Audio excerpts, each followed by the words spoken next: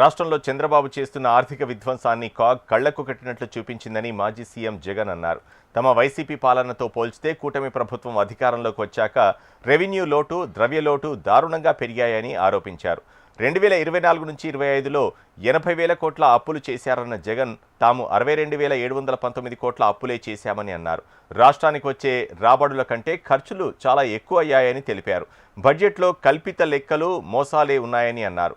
Assembly సమావేశాల తర్వాత ప్రజలకు ఏమైనా మంచి జరిగిందా అని జగన్ ప్రశ్నించారు. 3,20,000 కోట్లు, 3,20,454 కోట్లు ఈయన కాంట్రాక్టెడ్ అండ్ చేసిన అప్పులు, గ్రాస్ అప్పులు. ఎవరు ఆర్థిక విధ్వంసం చేస్తూ ఉన్నారు అన్నదానికి ఇది నిదర్శనం. చంద్రబాబు నాయుడు గారి హయాంలో ఈ రెవెన్యూ డెఫిసిట్లు, ఆయన వస్తే చాలు ఈ రెవెన్యూ డెఫిసిట్లు, మా హయాంలో ఎందుకు రెవెన్యూ డెఫిసిట్లు, ఫిజికల్ డెఫిసిట్లు కంట్రోల్గా ఉన్నాయి?